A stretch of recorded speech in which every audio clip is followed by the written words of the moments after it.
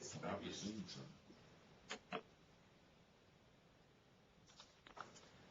Okay, right before we broke, the question was talking about the firstborn, and I was just going to remind you guys, remember we talked about when God established the priestly nation, who became the firstborn redeemer, so to speak? Levites. And I understand in chapter 18, that's who we're addressing here. We're addressing the priests and the Levites. So, back to your point, starting in verse 15, everything that first opens the womb of the flesh, which they bring to the Lord, whether man or beast shall be yours, nevertheless firstborn of man you shall surely redeem, and the firstborn of the unclean animals you shall redeem. Those redeemed of the devoted things you shall redeem when 1 month old, according to your valuation, silver, etc. So, again, it's just kind of another way for him to set aside, set apart, to separate that particular group of people as holy. What? Verse 16. 18, 16. I got a question about that. Okay. So when God set aside the Levites, the regular people didn't have to redeem their firstborn anymore? Right. Okay, so like when Jesus' parents made the offering, that was just because you're supposed to make an offering when you have a kid, not because he was the firstborn? Well, back when Jesus was taken and all that happened, I don't know what all was still in place at that point, but I do know where we are right now in history. The Levites had redeemed. I think what you're talking about there was just simply the sacrifice needed for a child. Right. They just always made that certain sacrifice that's prescribed right. when they had a child. Yeah. Chapter 19, guys. We gotta fly somewhat low because we gotta get through Numbers chapter 35. Chapter 19 is laws dealing with purification. It deals with death. Remember why we're talking about death? What's the big deal? A lot of people died. A lot of people died. We just took out a whole bunch of people. We took out 14,700 people with a plague. We took out 250 that got fried. We're actually fixing to take out some more along the way. But what is happening all along the way as these people are wandering? People die. It's not specifically mentioned, but we do know that it is kind of mentioned. Now, that older generation is the ones that are dying out. They're dying. God told them, I ain't going to let you come into the promised land. So they're dying out. So chapter 19 is telling them how to deal with the dead. And we've touched on this a little bit already, but I do want to point out very specifically. Look with me starting in verse 14. This is the law when a man dies in a tent. All who come into the tent and all who are in the tent shall be unclean for 7 days. Every open vessel which has no cover fastened on it is unclean. Whoever in an open field touches one who is slain by a sword, or one who has died, or the bone of a man, or a grave, he shall be unclean for 7 days. For an unclean person they shall take some of the ashes of a heifer, burnt for purification from sin. Running water shall be put on them in a vessel. And a clean person shall take a hyssop, dip it in the water, sprinkle it on the tent, on the vessel, on the ones who were there, on the one who touched the bone, the slain, the dead, or the grave. Again, just to kind of as a reminder, guys, verse 17, that's probably one of the best recipes for an antibacterial soap that exists. And the reason I say that, some of you know what lye soap, L-Y-E soap is. Mm-hmm. And that's basically what he's making right here. How do you get lye? You extract it out of ashes of a burnt animal, like a heifer. So you extract the lye out with water, but then you're not finished there. The delivery mechanism, that hyssop plant, has antifungal and antiseptic properties. And notice, get this, he doesn't just say clean up after the dead person. He says any container that's open. you need to clean up. So he's giving them this recipe, this antibacterial solution to clean up after the dead. Now, why is that important? What do we know about dead? What do they still have in them? They got bacteria. Can you transmit bacteria from a dead person to a living person? Oh, yeah. Guys, in all seriousness, one of the things, when we would do autopsies, you got to be very careful that you do not cut your skin with bone. Bone can be very, very jagged. And so if you're in somebody's rib cage and you slice your skin open, any bacteria that's in that dead person is then immediately introduced into your bloodstream. And it can be pretty nasty. The classic example, and I use this particular passage when I teach people on how do we know the Bible is inspired, I use this as a verse because if you think about it, we didn't even know bacteria existed until about the 1600s, 1800s. We had Louis Pasteur's coming along. So here you've got a situation where previously medical doctors, their medical students had been performing autopsies in the morgue of a hospital every single morning. They go up and they treat, of all patients, they would treat labor and delivery floors first usually because they were healthy. And so any bacteria that they had touched from the dead were carried upstairs when they would do internal exams to the women. And ironically, the death rate for women who would have an internal exam, as far as labor and delivery floor, the ones who had internal exams, the death rate was getting up near 64%. Not exactly a healthy environment. And yet God here, he is telling people, if somebody dies, this is what you need to do. Why do you think he would say 7 days? What's the deal there?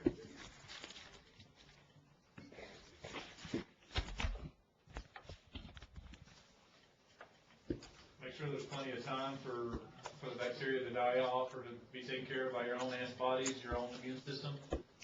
7 days is kind of the normal time we would culture out a plate in microbiology to see if anything was going to grow. So if you allow 7 days to pass, kind of like Chris is saying, that gives it plenty of time to make sure you're not going to be infected with anything or come down with anything. Jared? Yeah, it sort of reminds me of a story I heard when I was going through some of the anatomy labs we had, where they warned us of an autopsy that a medical student had done years earlier, where she had done exactly what you were saying. She'd got a bacterial infection, and she just started to feel slightly unwell after about 2 days. But they were doing the blood tests for her there, and they were essentially telling her that you're going to die. You know, she felt mildly unwell, but they knew already from the bacteria that they could see in her blood that she had about 2 or 3 days left. So, yeah, it's not great. Mm-mm. I'll give you another interesting example. This maybe serve as a reminder to you guys. My brother-in-law, Ken, he had a really close friend whose dad died real mysteriously. Dad was in perfect health. He was probably late 50s, early 60s. They couldn't figure out what in the world took him. They finally ended up doing an autopsy. Turned out he had their freezer, a deep freezer, went on the fritz. Somebody either left the door open or blew a fuse or whatever. But he was cleaning it out, getting all the old meat that they had stored in there, and at some point had introduced blood and stuff from that old nasty meat into a cut that he already had, and it set up sepsis, and he died from it. So it's, very similar kind of deal. When you think about it, yeah, bacteria is definitely in dead stuff and can very easily be transmitted. So for God to be telling them this, guys, this is a 100% passage for inspiration of the Bible right here. How do we know the Bible's inspired? Because God was giving the Israelites advice that we wouldn't understand for hundreds upon hundreds of years later. Now, while we're talking about this, here we are, we're talking about laws of purification. What is one of the laws or rules that had been dropped by this point by the Israelites? What is one of the customs that they stopped doing?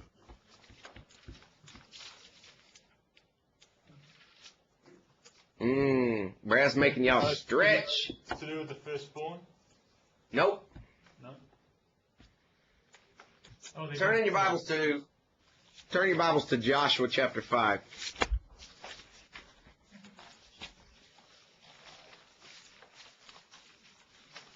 Somebody read me Joshua chapter 5, verses 2 and 3.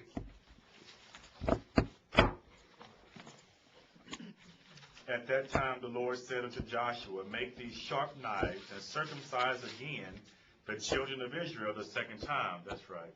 And Joshua made him sharp knives, circumcision, and circumcised the children of Israel at the heel of the foreskins.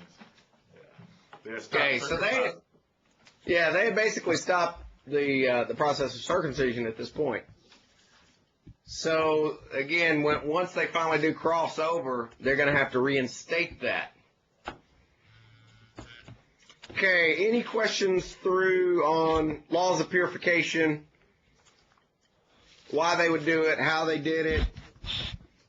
Understanding, guys, that, you know, it's telling them if your clothes get nasty, you got to get rid of them or clean your clothes. If your containers are open, they're considered contaminated. All right. Let's look at chapter 20. Chapter 20, verse 1. Children of Israel, the whole congregation who came in the wilderness of Zin in the first month, the people stayed in Kadesh, and Miriam died there and was buried there. Who was Miriam? Miriam. Who was Miriam? Oh. Sister Miriam. Okay, all right. Who was buried? All right, so Moses' sister has now exited the scene, and lo and behold, guess what the people are going to start doing here in Kadesh? They're going to start complaining. Verse 3, the people contended with Moses, spoke, saying, If only we had died when our brethren died before the Lord. Why have you brought up the assembly of the Lord into the wilderness, that we and our animals should die here? Why have you made us come up out of Egypt to bring us to this evil place? It is not a place of grain or figs or vines or pomegranates, nor is there any water to drink. So again, we gotta go through the water drinking routine. Moses and Aaron go from the presence of the assembly door of the tabernacle meeting. They fell on their face. The glory of the Lord appeared to them and said, put a star or an asterisk by verse 8. Take your rod, you and your brother Aaron, gather the congregation together. Speak to the rock before their eyes. It'll yield water. Thus you shall bring water for them out of the rock. Give them drink to the congregation and their animals. Now look down at verse 10. Moses and Aaron gathered the assembly together before the rock, and he said to them, Hear now, you rebels. I love that. How many times have I wanted to mount a pulpit and say, you bunch of rebels? Actually, in all seriousness, I've got a buddy of mine, I won't say his name, but I've got a friend who has basically dared me to get up in a pulpit and grab both sides of it and say, what are you people thinking? And basically start a sermon like that. I got to figure a way to start a sermon like that. Isaiah chapter 2. People don't. Verse 11. Moses lifted his hand, struck the rock twice with his rod. Water came out abundantly, the congregation and their animals drank. What did God tell him to do? Speak to the rock. What did he do? He struck it not just once, twice. And yet, because of that, what? You don't get to enter the promised land. Neither he or Aaron are going to get to enter the promised land. Neither one of them. Wow. The Lord spoke to Moses and Aaron, because you did not believe me to hallow me in the eyes of the children of Israel, therefore you shall not bring this assembly into the land which I have given them. This was the water of Meribah, which, again, you can circle that word meaning either quarreling or contention, because the children of Israel contended with the Lord, and he was hallowed among them. Verses 14 through 21. You've got the first recorded incidents of Moses trying to get passage to get up into the promised land. If you look at Edom, you realize they were trying to come up basically from the south. And they're going to have to take a couple of different approaches. They're going to try to come from the south and from the east. What's the king of Edom say?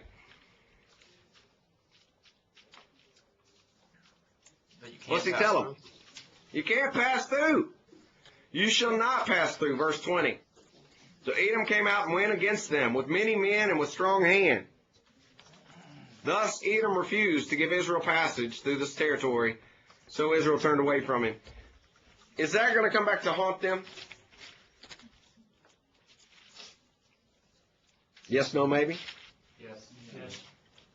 Absolutely it is. In fact, if you flip over to, let's see.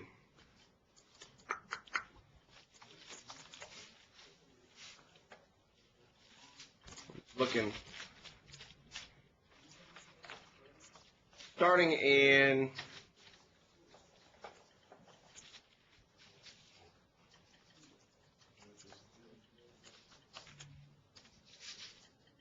well, I've lost it. There it is. Chapter 24, verse 18. Edom shall be a possession. Eventually, that's going to come back and bite them. I mean, God's going to give them up. After that, we've got the death of Aaron. So, in a fairly rapid succession, we're at Kadesh.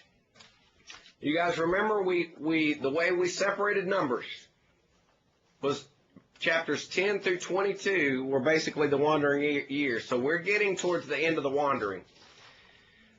Children of Israel, verse 22 of chapter 20. Now the children of Israel, the whole congregation journeyed from Kadesh, came to Mount Hor. The Lord spoke to Moses and Aaron in Mount Hor by the border of the land of Edom, saying, Aaron shall be gathered to his people, for he shall not enter the land which I have given to your children of Israel, because you rebelled against my word at the water of Meribah. Take Aaron and Eleazar, his son, and bring them up to Mount Hor, and strip Aaron of his garments, put them on Eleazar his son, for Aaron shall be gathered to his people, and he shall die there. So Moses did just as the Lord commanded. They went up to Mount Hor. In the sight of all the congregation, Moses stripped Aaron of his garments, put them on Eleazar his son. Aaron died there, top of the mountain. So again, guys, who are the only two adults that are going to make it into the promised land? Joshua and Caleb. Little by little, God is doing exactly what he told them. Taking them out. Somebody read me Romans 11, verse 22.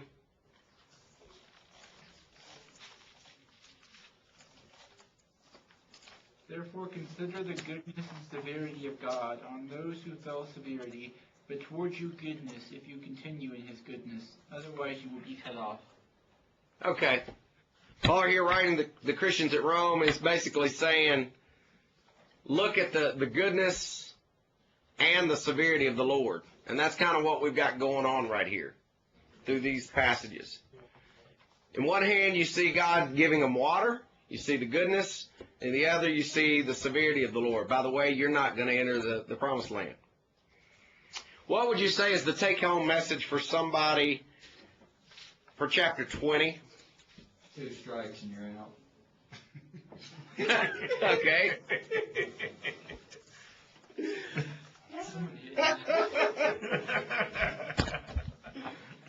that would be 2 strikes and you're out, yes. How about don't sin when you're angry? Do we have that from anybody else in the Bible? Jesus, be angry and sin not. Is it okay to be angry? Yes. Absolutely, guys. But Moses should have kept his anger in check, and he didn't do that. Chapter 21. He's probably emotional too because his sister just died. Yeah, that's true. That's a good point. Do we do things, do we act out of emotions occasionally when stresses hit us? Like, for instance, if we've got, say, I don't know, maybe a major paper coming up or a test, or does that maybe make us a little more tense at home? Are you prophesying about us next week? No, man. I'm not a prophet or a son of a prophet, but I do know what day that paper's due on. Chapter 21. Look with me starting in verse 3. The Lord listened to the voice of Israel, delivered up the Canaanites, and they utterly destroyed them and their cities. So suddenly we're transitioning. We're transitioning from a group of people who are wandering to a group of people who are starting to huddle around the Jordan to make their entrance into the Holy Land. Okay? God is starting to give these people up, give up the enemy.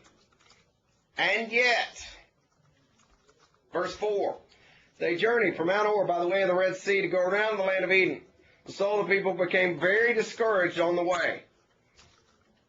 That word discouraged, you may put a note there, impatient will be another way of saying that. The people spoke against God and against Moses. Why have you brought us up here out of Egypt to die in the wilderness? For there is no food, no water. Our soul loathes this worthless bread. What's he talking about? Manna. Exactly.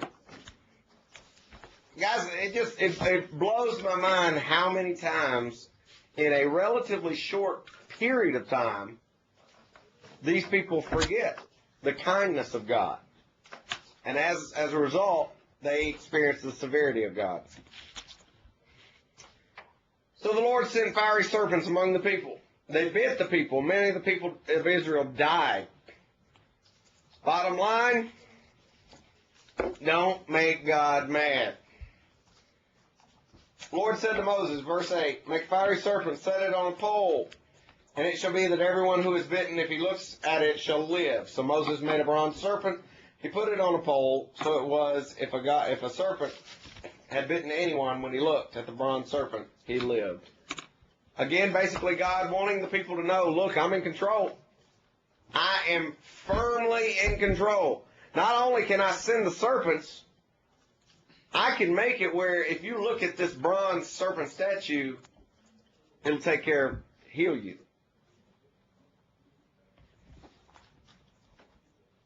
Now we go from Mount Hor to Moab. And in verse 21, we've got really the first major event following the wandering.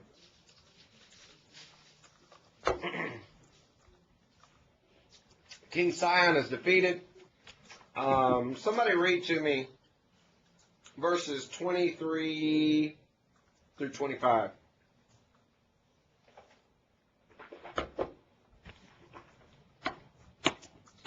Sihon would not permit Israel to pass through his border. So Sihon gathered all his people and went out against Israel in the wilderness and came to Jahaz and fought against Israel. Then Israel struck him with the edge of the sword and took possession of his land from the Arnon to the Jabbok, as far as the sons of Ammon. For the border of the sons of Ammon was Jazer. Is that all? Okay. 25. Okay, guys. This particular defeat is mentioned several times by other authors. It would be one you probably want to keep in mind. because it's going to help make sense later on in the Bible when you read about the defeat of Sion. This is kind of the pinnacle of them gathering together, coming together, first major defeat that God gives them as they're about to take over the land. Any questions through the end of that chapter, through 20? Well, look at 33 through 35. We've started the domino. They turned, they went up by way of Bashan. So Og, king of Bashan, went out against them, he and all of his people. The Lord said to Moses, do not fear him, for I have delivered him into your hand with all of his people and his land. You shall do to him as you did to Sihon, king of Amorites, who dwelt at Heshbon. So they defeated him, his sons, and all of his people, until there were no survivors left him. They took possession of his land. So, in your mind, what I want you to picture is roughly, round numbers, 1 million, 2 million people wandering through. They're starting to come to a staging area where they are going to receive their final instruction before they go over and they take their positions in the promised land. And already God is starting the domino effect of these foreign kings. God says, you go take him, I got your back. Y'all go ahead and take him too, by the way. So you can kind of see this is building the Israelites up in a way. What does it feel like if you're playing sports and you get the first point or two yourself? Let's say you score the first 2 touchdowns, the opposing team doesn't get anything. What does that do to you and your team? There's momentum on your side. You got mo. You got some serious mo. And, if you think about it for just a moment, this is a group of people who've been a ragtag group of slaves that's been wandering. So this is probably a very helpful thing to have been built up to show them, look, when the Lord is with you, you can take people down. Chapter 22. Remember? Yeah. Well, if we missed a verse somewhere, or is it recorded elsewhere that their clothes didn't wear out while they were in the wilderness? Deuteronomy. It's in Deuteronomy. That's in the book of Deuteronomy. Okay. Deuteronomy chapter 8, I think. That's it. They had some seriously good clothes. And I am so looking for some no wrinkle pants like that won't wear out. But I don't want to have to wander around for them. Chapter 22, we got a transition. Remember, I'm one of those guys that likes to keep mental tracks of when things change, what transitions are. Now we're transitioning. We've got an account of Balak and Balaam. Balak basically looks out and he realizes there is a massive group of people. For those of you who know what Woodstock is, you can think of Woodstock multiplied by 2 or 3. Or I guess the modern day version is called Bonnaroo. Loads and loads of people camping out. He looks out, he realizes, okay, God has already given him these 2 victories. And you can just imagine how his success is rippling through the land. Moses' success, the Israelites' success. All of a sudden, all these other nations, they're looking out going, okay, they're huge. They got God on their side. This could be bad.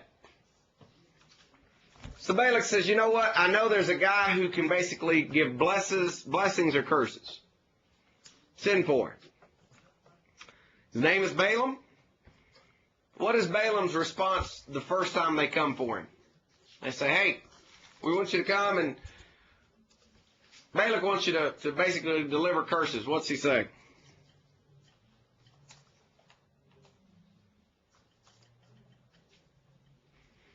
Look at verse 13.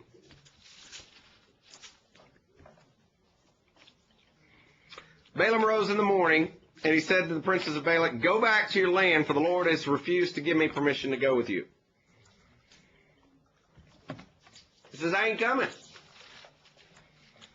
So Balak ups the ante. Verse 15.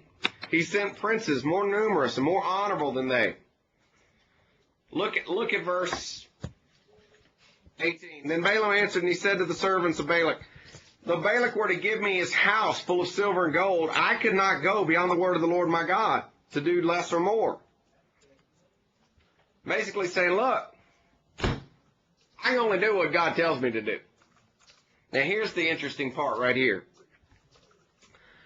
Look at verses 19 through 21.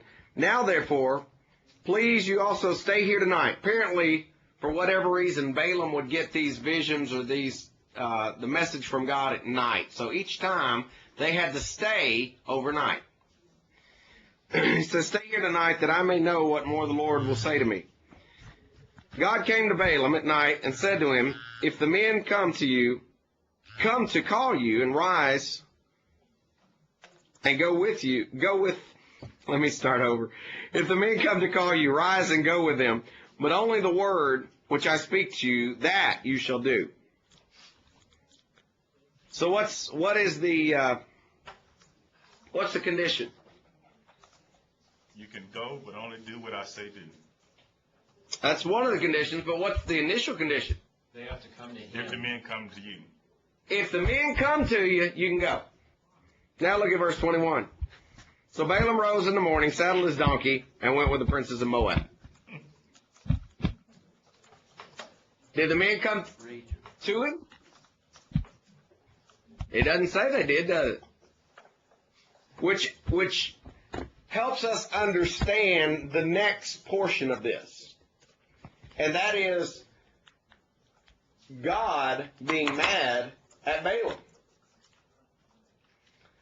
Balaam's on a donkey, and I'm paraphrasing. You guys know that by now. Balaam's on a donkey. Donkey looks up, and 3 times the donkey sees the angel of the Lord standing in the way with a sword drawn. What's the donkey do? Lets him off. He's like, I ain't going near that. So one time the donkey leans up against a building and crushes his foot. One time he drops down basically on his belly. Balaam's getting mad. He's getting really mad. And then lo and behold, look at verse 28. The Lord opened the mouth of the donkey, and she said to Balaam, what have I done to you that you struck me these 3 times? Balaam said to the donkey, because you have abused me, I wish there were a sword in my hand, for now I would kill you. Okay. Couple of points here, guys. Number one, Balaam had to have been furious at this point with this donkey. Because the donkey turns around and says, hey man, why are you trying to hurt me? And instead of Balaam going, oh my stars, a donkey is talking to me, he said, if I got a sword, I'd kill you right here now. That's how mad he was. He was furious at this animal. Somebody tell me what's the bottom line of this account. What do we learn? Do exactly as instructed. Do exactly as instructed. God, you remember, God opens Balaam's eyes so he can see the angel of the Lord standing with a sword, and he realizes this donkey has saved me, and I'm in trouble. And that's when he basically begs off. Now, let me throw this out to you guys. A lot of different ways that people have interpreted this account. You've got the normal skeptic folks who say, this is just a legendary myth. Talking donkey. Then you've got people who say this is kind of like Paul on the road to Damascus. And Balaam seeing a vision. That this is kind of more of a hallucination. Let me just first throw it out to you guys. What do you think? That's what he did. It states that the mouth of the donkey was open and spoke. Okay? It sounds a lot more like the apocryphal kind of writings. if I were a skeptic, what would you teach me with? How would you lead me?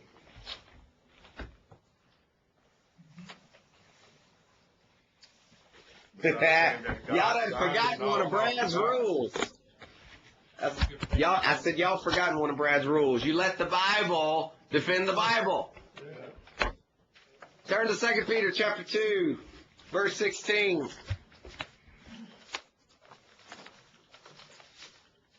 Actually, back up verse 15 and 16. They have forsaken the right way, gone astray, following the way of Balaam, the son of Beor, who loved the wages of unrighteousness, but he was rebuked for his iniquity. A dumb donkey speaking with a man's voice restrained the madness of the prophet. How's it described in the book of 2 Peter? As a literal event. As an actual event. So how am I supposed to take it? Like an event. As a literal event. Yeah, in the back row. Just kind of like, where did Balaam come from exactly? Because here we have this prophet who actually hears from God. That doesn't seem to be part of the tribe of Israel. It's kind of hanging around in Canaan or something. That is a excellent question. And let me tell you what I do know and what I don't know. I do know Balaam is not an Israelite. Obviously, this was a guy who had some kind of a righteousness to him and had the ability to prophecy and talk to God. But as far as specifically where, I think that's kind of one of those outliers out there that we don't have the full picture of. Good question. That was, in all seriousness, that was one of the things when I initially came across Balaam and his mule. One of the first things I asked myself was, okay, if this guy's sending for him, is he Israelite? Is he clean? Is he unclean? How's he fitting into this whole thing? And the more research I did, the more I realized, okay, he's obviously not an Israelite, but how does he fit in? Simply put, he was in the region, so to speak. Other comments, questions, thoughts through chapter 22, end of chapter 22. Was he just a Gentile prophet then that God used? Yeah, that would be my take on it. And why would we say he's a prophet? Because we're fixing to look at 4 prophecies. One of which, Ms. Juanita, actually hints like it has some messianic prophecy in it, which is kind of unique. I do take comfort in this, and that is you've got a situation where even though we're zoomed in on the Israelite nation, God continues to every once in a while weave in Gentiles or others, so to speak, just to kind of remind us to keep our mind focused on the fact that there's a lot of other folks out there and that they're eventually going to play a role. Jesus Christ is going to be the Redeemer of both the Jews and the Gentiles. So Balak sends for Balaam. He goes. Basically, all Balak wants is him to curse them. He says, look, there they are, curse these people. So chapter 23, we've got the first prophecy. Balaam says to Balak, build me an altar. Actually, he says, build 7 altars for me here. Prepare for me 7 bulls, 7 rams. Balak does exactly what he says. And here's what he says, starting in verse 7. Balak, king of Moab, has brought me from Aram, from the mountains of the east. Come, curse Jacob for me. Come and denounce Israel. How shall I curse whom God has not cursed? How shall I denounce whom the Lord has not denounced? From the top of the rocks I see him. From the hills I behold him. There, a people dwelling alone, not reckoning itself among the nations. Who can count the dust of Jacob, or number 1/4 of Israel? Let me die the death of the righteous, and let my end be like his. So, not only did Balaam not curse these people, he basically blessed them. He said, look, man, they're God's chosen people. how shall I denounce whom the Lord has not denounced? Look at verse 11. Balak said to Balaam, what have you done to me? I took you to curse my enemies, and look, you've blessed them bountifully. So, what does Balak do? Basically, he says, you know what? I don't think you really had a good view of these people. I'm going to take you to a better viewpoint, better overlook. And I want you to look out at them, and this time I really want you to throw a good cursing at them. So again, we've got Balaam's second prophecy. Rise up, Balak, and hear at the end of verse 18. Listen to me, son of Zippor. God is not a man that he should lie, nor a son of man that he should repent. You think you can preach anything on that verse right there? God is not a man that he should lie, nor a son of man that he should repent. Yes, by the way, there's some good meat there that you could preach on. He goes on to say, he has not observed iniquity in Jacob, nor has he seen wickedness in Israel. The Lord his God is with him. The shout of a king is among them. God brings them out of Egypt. He has strength like a wild ox. So again, Balak's like, I can't believe you did this. Look at this. Verse 25, I love this. He says, neither curse them at all, nor bless them at all. He's basically saying, look, just be neutral. You know, if you're not going to curse them, please don't bless them. Starting in verse 27, we then have another discourse between Balak and Balaam. And each time, it's the same kind of response. Okay, I'm going to take you to a better spot so you can look out and see them better. Balaam says, all right, build me an altar. He does. Like verse 29, Balaam said to Balak, build me here 7 altars, prepare for me 7 bulls, 7 rams. Dude is going through the animals, trying to get his blessing. Chapter 24, we've got the third prophecy. And again, it is a blessing. If you look, starting, for instance, in verse 8, God brings him out of Egypt. He has strength like a wild ox. He shall consume the nations, his enemies. He shall break their bones. He shall pierce them with his arrows. He bows down. He lies down as a lion, and as a lion he shall rouse him. Blessed is he who blesses you, and cursed is he who curses you. Balaam's anger was aroused against Balaam, and he struck his hands together. Balak said to Balaam, I called you to curse my enemies. And look, you bountifully blessed them for 3 times. You know, if I'm Balak, I think I'd just shut up and go home, count my losses. I probably would have cut my losses after the second one. But finally, we've got the fourth prophecy. I'm going to read starting in verse 17 of chapter 24. I see him, but not now. I behold him, but not near. A star shall come out of Jacob. A scepter shall rise out of Israel, and out of the brow of Moab, and destroy all the sons of tumult. And Edom shall be a possession. Seir also, his enemies, shall be a possession. While Israel does valiantly, out of Jacob one shall have dominion, and destroy the remains of the city. Can you see why a lot of people view verse 17 to have some messianic prophecy hinting at it? Yes. I see him, but not now. I behold him, but not near. A star shall come out of Jacob. A scepter shall rise out of Israel. A lot of folks would point out that that is a messianic prophecy, pointing to the coming of Jesus Christ through the Israelite. Any comments, questions, all the way through the end of chapter 24?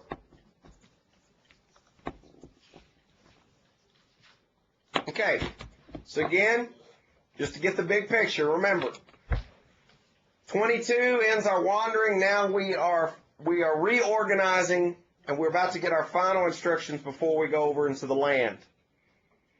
So geographically speaking, where are we right now? Yeah.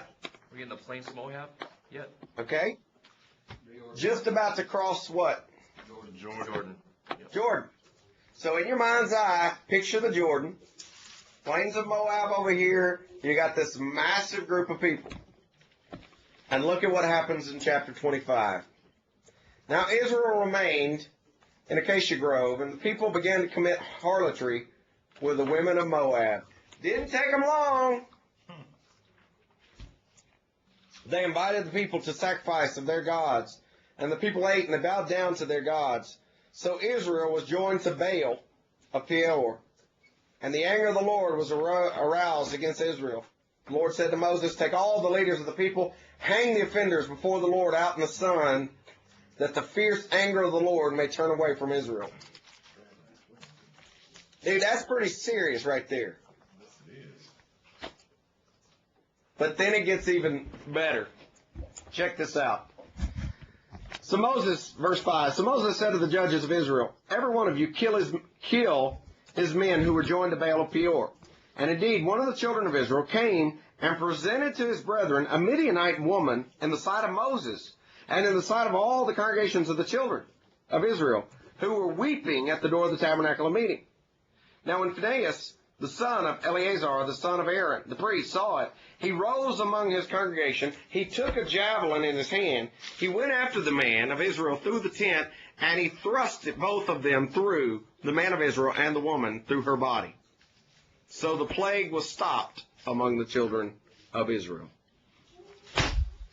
Dude, can you picture that for just a moment?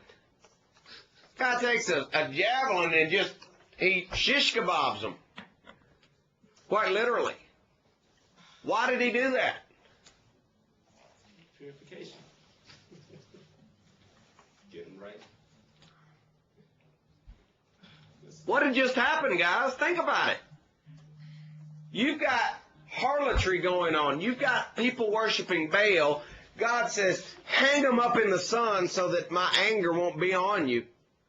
And literally before that has left the lips of those around, you look down and there's this dude and he's marching a foreign woman in amongst the crowd.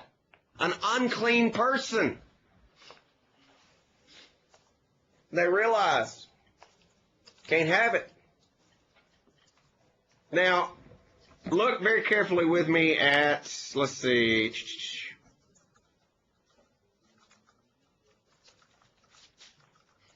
Look with me at verse 11. I love this. Phinehas, the son of Eleazar, the son of Aaron, the priest, has turned back my wrath from the children of Israel. Look at this. Because he was zealous with my zeal among them, so that I did not consume the children of Israel in my zeal. If there is one thing that I could be remembered for when I'm long gone, I hope that it is zealous for good works. I want people to remember me as a passionate, zealous Christian. Not just, quote, a Christian. I want people to think of me and think, hey, man, that dude, he was like on fire. He just had to do something. Here you got a guy, he looks down, he sees what's going on. He's so fired up, he grabs a javelin, and he takes care of business. Look at how many people died, guys. Those who died, verse 9, in the plague were 24,000. In fact, if you flip over, go ahead and flip over to 1 Corinthians chapter 10.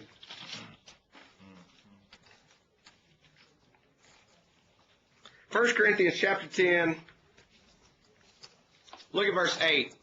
Nor let us commit sexual immorality as some of them did, and in one day 23,000 fell. 23,000 fell in a single day. How many fell total? 24. That tells me that this plague hit, and on day one you got 23,000 that dropped, just like that.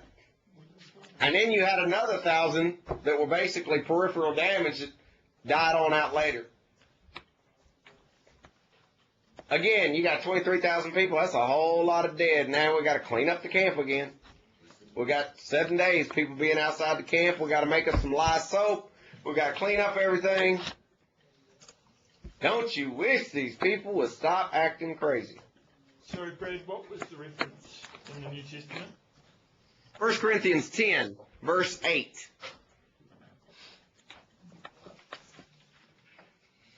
Yeah, thank you. Yep.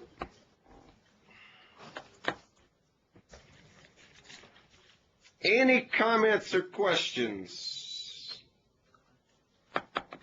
I will point this out. Notice this. Guys, they aren't even in the promised land yet, and they're already starting to be tempted by Baal worship. They're already being tempted by women. So, you know, in one aspect, we really shouldn't be surprised by what's going to happen to this people. In the book of Deuteronomy, we're going to read warning after warning where Moses said, look, when you go in and you take over this beautiful land, milk and honey, when your flocks multiply, when your herds multiply, when your gold and your silver is multiplied, take heed that you do not forget the Lord, but rather you embrace the gods of these foreign people. And that's exactly what they did. They get over there, their flocks multiply, their silver multiplies, and they ended up embracing the worship and the foreign gods of the Canaanites.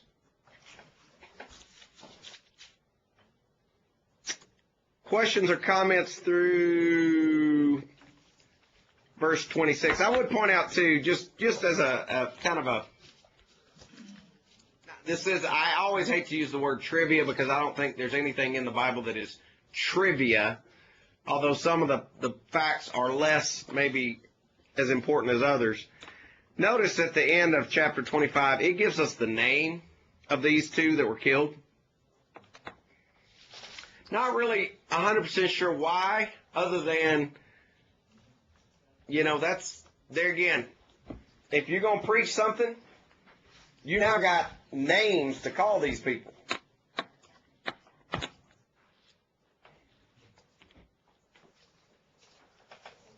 So she was actually the daughter of the leader of Midian.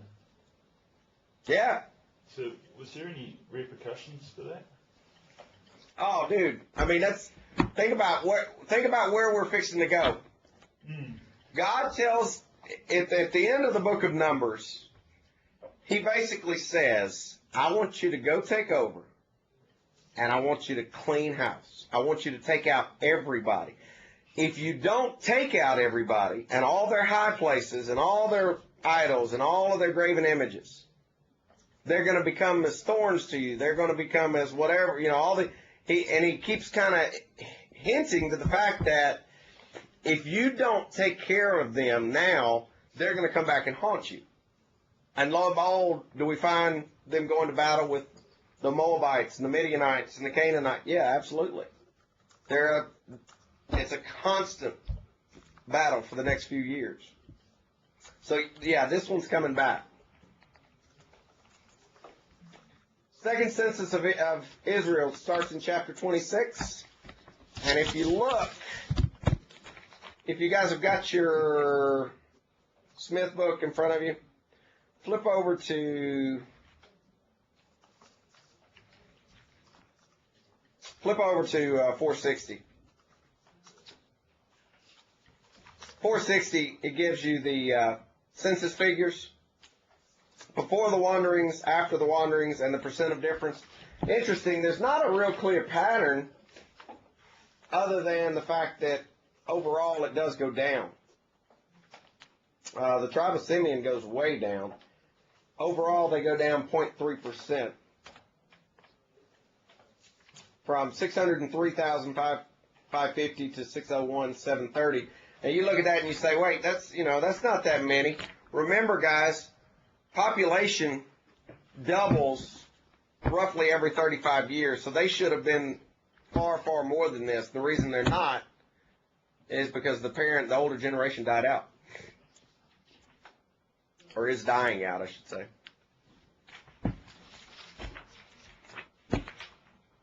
Flip back to, in that book, there's a statement that I love. Flip back to 452. This is talking about Balaam and the mule.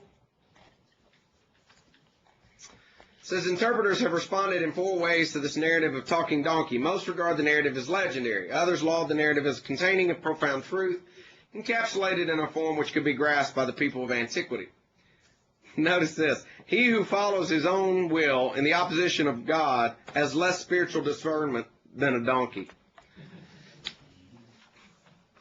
Again, that'll preach.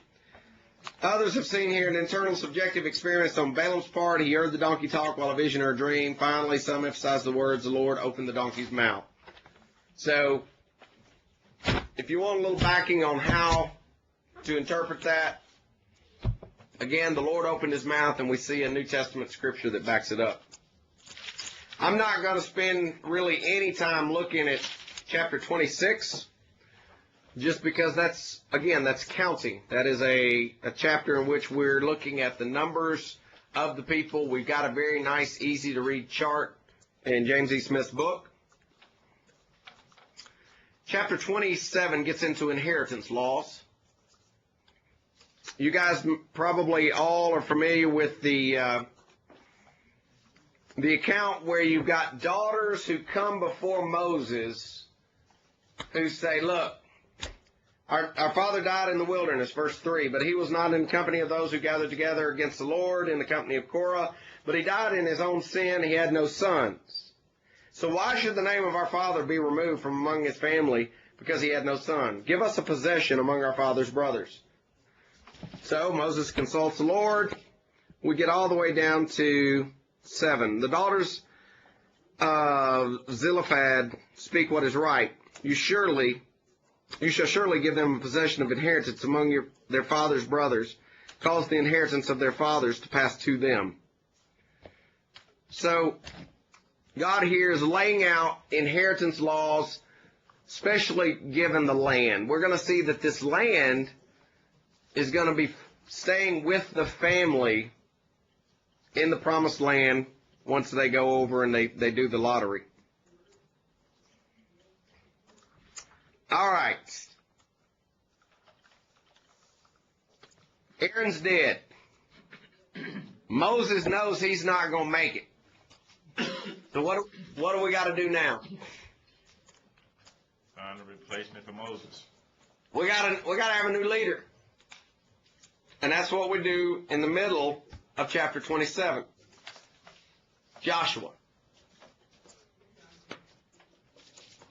Joshua becomes the next leader of Israel. Notice, starting in verse 18, the Lord said to Moses, take Joshua the son of Nun with you, a man in whom is the Spirit, and lay your hand on him. Set him before Eleazar the priest and before all the congregation, and inaugurate him in the sight. And you shall give some of your authority to him, that all the congregation of the children of Israel may be obedient. Stop right there and think with me for just a moment. What is God doing by having Moses and Joshua together these last few months? Preparing Joshua. Okay? He's preparing Joshua. Letting the people see the transference of the power. Letting the people get used to Joshua as a leader. Now, think with me about this. In the church, do we ever have a problem when there, and I realize this isn't a apples to apples kind of comparison, but do we ever have a problem when it comes to changing preachers? Oh, yeah.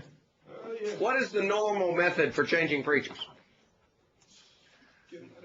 Hire one, hire a new one. One leaves, another walks in. See ya, you're by. Ring, ring, could you come and try out for our congregation? Yeah. Okay. Do you see a problem with that? Yes. There's not any kind of a transference in the people's eyes. And sometimes I think that manifests itself in churches that have problems when they bring somebody else in. God, it's neat that God here, he's taking care of that. He's saying, I want the people to see Joshua with Moses. Moses, you're not going to make it over there. They need to see that Joshua is capable, that he is a leader, and that the power is now being given to him. So in verse 20, you shall give some of your authority to him. So it's kind of, it would almost be like a church calling somebody saying, hey, we want you to come be the associate because we're fixing to either have to fire this guy or he's going to retire in about 2 or 3 months, and we want you to go ahead and come on in as an associate preacher, let the congregation get used to you, and then we'll make the transition.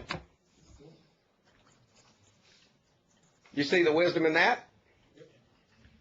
Now, don't expect it to ever happen to you, but I just thought I'd throw that out to you. In fact, if you guys really, really, really love your job, you probably need to always have a bag packed. Because if you're preaching the whole counsel of God, there may be a Sunday where you're invited not to come back. Chapter 28 starts dealing with offerings. Again, I'm not going to highlight all of these. You got daily offerings, Sabbath offerings, monthly offerings, offerings at Passover, offerings at the Feast of the Weeks, offerings at the Feast of Trumpets, offerings at the Feast of Tabernacle, offering the Day of Atonement, all the way through to chapter 30. Chapter 30, we run into laws concerning vows. Notice verse 2. If a man makes a vow to the Lord, or swears an oath to bind himself by some agreement, he shall not break his word. He shall do according to all that proceeds out of his mouth. Guys, I'm here to tell you, if people would actually listen to that right there, we would not have the marriage, divorce, remarriage problem we have in America today. Do we have a problem with taking back our vows? Let me strongly encourage you. I don't know how many of y'all have performed marriages.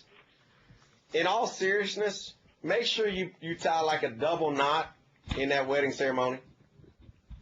And make them very aware of the fact that they are vowing before God and before people that they're going to be faithful to each other.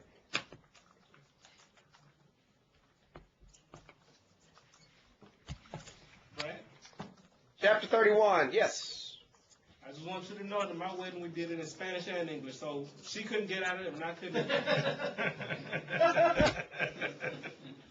Unless, of course, there's a difference between... I was going to say, now wait a second, that may mean that you don't know what she said and she doesn't know what you said. I said it in both. I said it, we both Okay, said it in okay, English and Spanish, so there's no getting out of it. Sure. And it's videotape. Now, I'm going to be personal for just a second because your wife is not with you. Is she? Give me the 2-minute version. Is she taking the class? Is she a Christian? Is she a wandering Jew? What's the story? She's a Christian. She's been a Christian way before I met her. As a matter of fact, she's been influenced by the church for more than 10 years, but she was only baptized back in early 2002, I think. But, yes, her grandfather was a minister of a Pentecostal church, and at that time he was introduced. He wasn't never introduced to the Church of Christ, but back in that time, they interchanged churches, so he was all in different churches. He's very popular down in South America as a gospel preacher. Is she? I'm assuming she's kind of auditing the class with you. Yes, she is. She's auditing all of them except for the women's classes. So. Great, very good. Okay, just curious. Jared, here's your answer to your question. You asked about the Midianites, chapter 31, vengeance on the Midianites. So it didn't take long. Lord spoke to Moses, saying, take vengeance on the Midianites for the children of Israel. Afterward you shall be gathered to your people. So Moses spoke to the people, saying, arm yourselves for war. Basically, we're going to take 1,000 out of every tribe. 12,000 total. And look who is helping to lead this group. You remember who had zeal? There you go. Look at verse 6. Sent them to war with Phinehas, the son of Eleazar the priest, the holy articles, and the signal of the trumpets in hand. They warred against the Midianites just as the Lord commanded, and they killed all the males. Starting in verse 12, they returned back and they've got their spoils from war. But there's a little problem. Notice verse 15. Moses said to them, "Did you keep all the women alive?" Why is that a problem? I see some of you smiling, but why is that a problem? They weren't supposed to marry foreign women. Okay? What got them in the whole mess to begin with over in chapter 25? That woman coming in the cap, there was no women again. Look, go back to chapter 25, guys. Israel remained in Acacia Grove, and the people began to commit harlotry with the women of Moab. Invited their people to the sacrifices of their gods, and the people ate, and they bowed down to their gods. You got women who are influencing them in a negative fashion. He's like, you didn't kill these women? The women are going to influence us. So here's what I want you to do.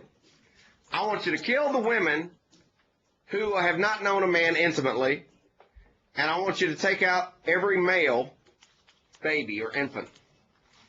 Young girls or ladies who haven't known a man intimately, you can keep alive. Yes, sir, in the back row. I was just going to say that even if you didn't have to kill the young girls and stuff, it would be a very hard command to follow to slaughter innocent women and male children. Yes, it would. Absolutely it would. Now, if I'm an atheist, I'm going to ask you why in the world why would your God allow you to kill babies? What do you say to that? Yeah. Well, the babies are in a safe position. Is one thing. Okay. I would say sort of okay to that, but that doesn't. I mean, using that rationale, then I could legalize abortion. Chris. Well, they wanted to keep the line pure. The children of Israel wanted to keep them pure, and so in order to do that, they had to keep the outsiders from coming in. Absolutely. God knew what the moms had instilled in the hearts of their children. Guys, it's the same exact reason why God was justified in killing everybody at Sodom and Gomorrah. Because he knew that particular nation had reached the point where there was no goodness that was going to spring up from it. That their hearts had been turned to evil, and they were turning their children's hearts to evil. And so the only way to cleanse that and to purify that was to destroy it and start over. Yeah, Chris? And not having a conversation with somebody of that nature, maybe just among us here. I know a friend of mine really struggled with this, and he called me, and I'm not really sure if I gave him the right answer, but my understanding is our true reward will come in the afterlife. And who's to know that these people that were killed do not inherit? God doesn't grant them that grace. Maybe they were good people. Maybe they were righteous in the eyes of God. They were killed for the sake of something that even has a better purpose, and that is to eventually bring his son into the picture. I'm sure where they're at now, if that's the case, where they're at now, they could say, listen, I was glad to get away from there. I'm glad where I'm at today. And that's hard for us to fathom in our minds today because we think so physically, and we have such a desire to live. But am I going in the right direction? Am I wrong? Do you even understand? Well, yeah, I do. I understand what you said. And then, granted, this is one of the tougher things to deal with when it comes to comprehending, why God would allow X, Y, Z. I think what I always fall back to is no matter what, God is holy.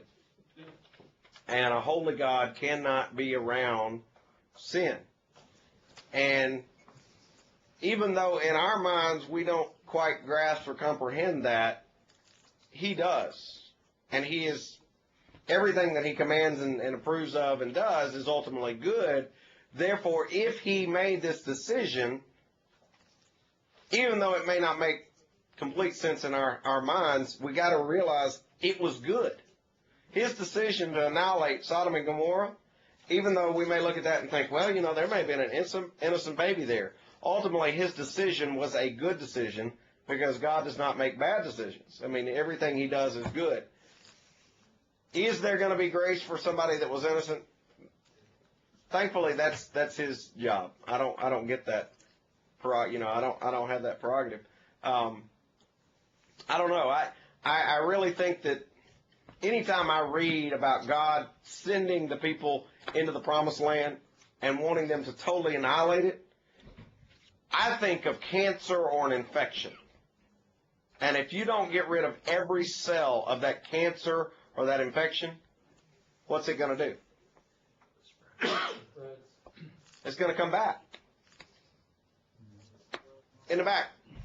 Kind of along those lines, way back in Genesis, along the time of Abraham, didn't it say something along the lines of that they didn't give him the land yet because it wasn't completely filled with unrighteousness, or something along those lines?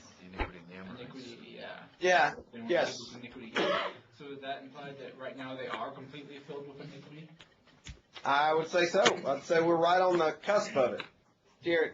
But we're still arguing after the fact, though, when we go after it from saying God is good, he's only going to do something that's good, therefore killing all these people is good. I mean, I understand why, you only need one warlord out of those young men that were killed, to come back and really be a problem for the Israelites, in 20, 30 years' time, or a whole lot of bitter children to come back and try and get revenge for the death of their parents. And it makes sense. It also, I think, makes sense in light of when you look at how the surrounding nations treated the people they took prisoner. At that time, it was horrible what they did, and so maybe death was more kind for these people. But it's hard to argue to somebody who's sitting in a nice leather chair, who's an atheist now, who's never had to fight for anything. It's hard to argue to him that this is sort of something that's good or justifiable.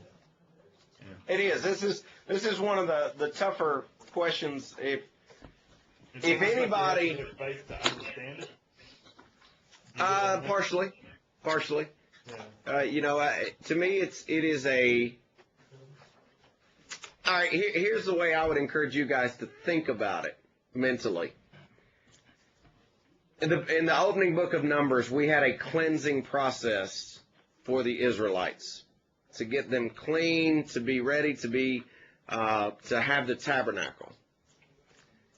In a few years, we're going to have a cleansing process for the promised land because we're eventually going to build a temple there. So, I granted they're not exactly the same, and yes, one is just cleansing of people, the other is taking people out. But it is still a cleansing process, if you really think about it. It is a cleansing of the land. These people are holy, and God wants the land to remain holy. So now, instead of seeing one nation raised up against another, we're seeing it happen more directly here. God is literally just saying, look, I'm not going to bother providentially setting up another nation. I'm just going to tell you guys to go wipe them out. Get rid of them. Yeah. Exactly. Well, and he helps too. Yeah. He's going to use hornets and other things to help take out some folks. So, guys, we've got like